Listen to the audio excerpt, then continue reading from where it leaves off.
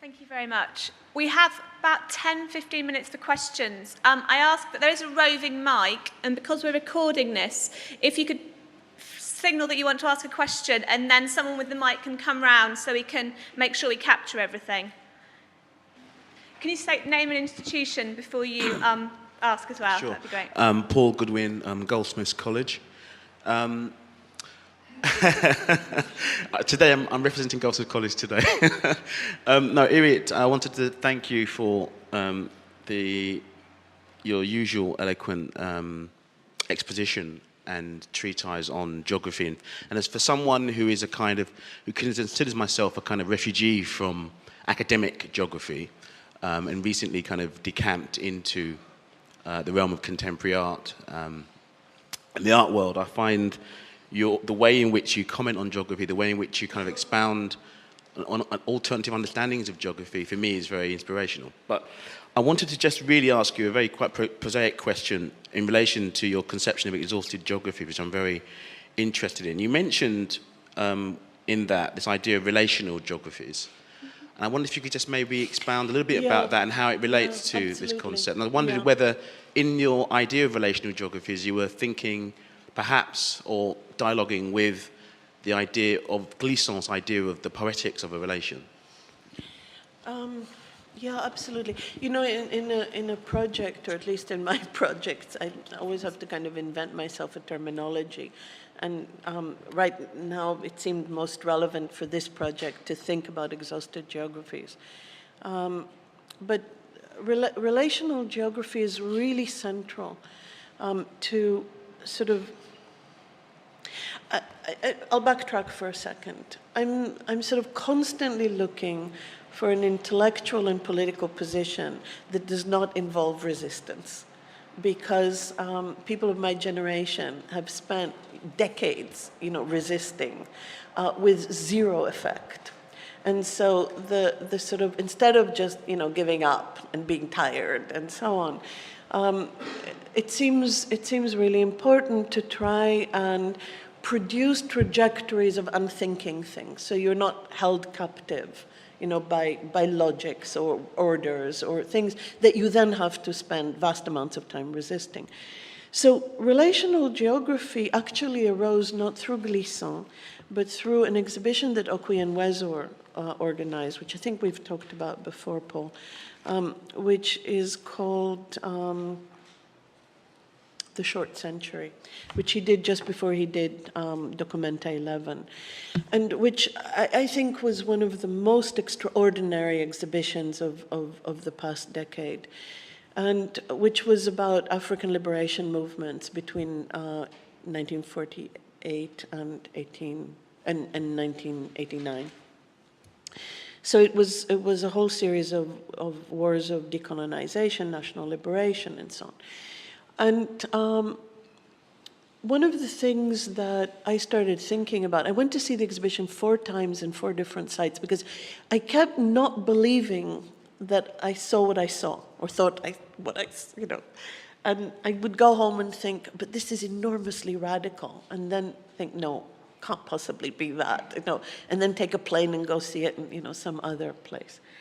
And one of the things that emerged from me from that argument, and you have to think this is 2001, so the sort of, the world is getting rewritten through the map of terrorism, so-called, was that through a kind of putting African liberation movements and wars of decolonization, of national self-constitution as the dominant geography, from which everything emanates, he was doing 2 things. One, which was just terribly satisfying, which was stealing from the West its one of its greatest conceits, which is it is the source of radicality.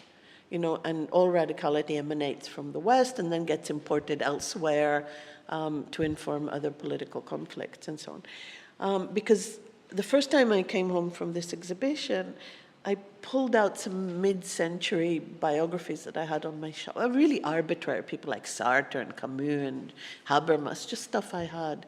And again, they said the same thing. I was liberated, I came into political consciousness with the Algerian conflict. And so the sort of it became very clear that the political turn came from Africa. It wasn't student movements, it wasn't urban kind of guerrilla resistance. It was a model that had come from Africa. So I thought, this is really interesting. But the other thing that emerged was that, usually that's me. The other thing that emerged was that it became possible to kind of give a historical antecedents to something called Al-Qaeda. Let's say there is something called Al-Qaeda, which we all have our doubts about, but let's say that there is, then it becomes possible to kind of produce, to make it not that which comes at us as a surprise, unexpected and so on, but to link it in long historical lines to moments of resistance and to create a relational geography between Mau Mau in Kenya and ETA in Spain and PLO in Palestine and Brigada Rossa in Italy as a kind of relational geography, and which then kind of does away with hegemony and breach, which is how terror is always constituted, as hegemony and breach, and the breach comes as a surprise. Not a government declaring war on you, but something you cannot protect yourself against. Exploding buildings, exploding bodies, exploding cars, exploding planes, whatever.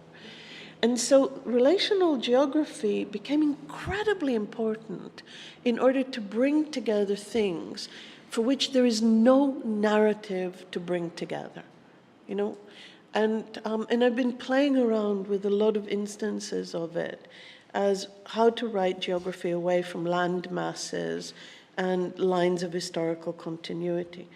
And so I should look at Glissant. I really should look at Glissant. But moving away from binaries towards dispersal. I guess relational geographies kind of helps with that. Thank you.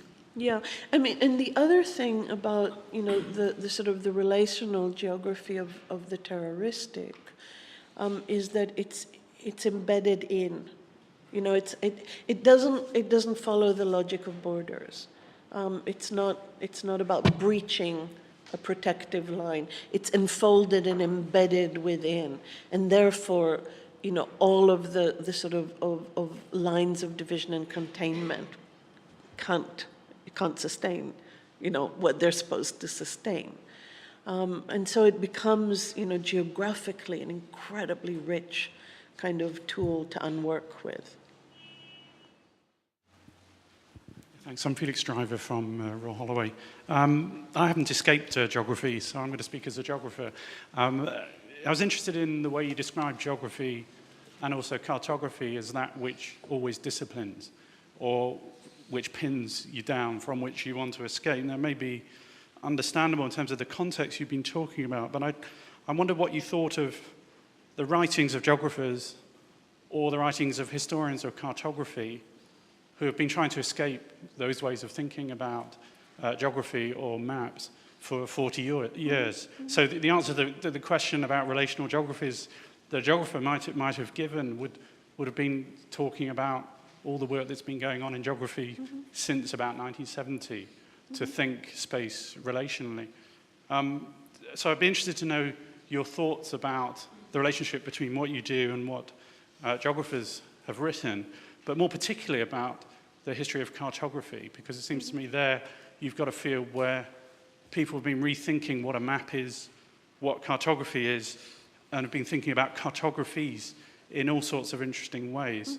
So I'd be interested to hear your thoughts on that. It may relate to your first example. Yeah, I am aware of what's happened in geography, and it was enormously empowering and interesting, sort of when I started out. When I talk about disciplining, I'm not talking about an academic discipline, because I think for me, when I first encountered the sort of work of cultural geography in the 90s, you know, it was like the new cultural studies. Everything could be spoken from within geography, and it was a phenomenal liberation and amazingly empowering.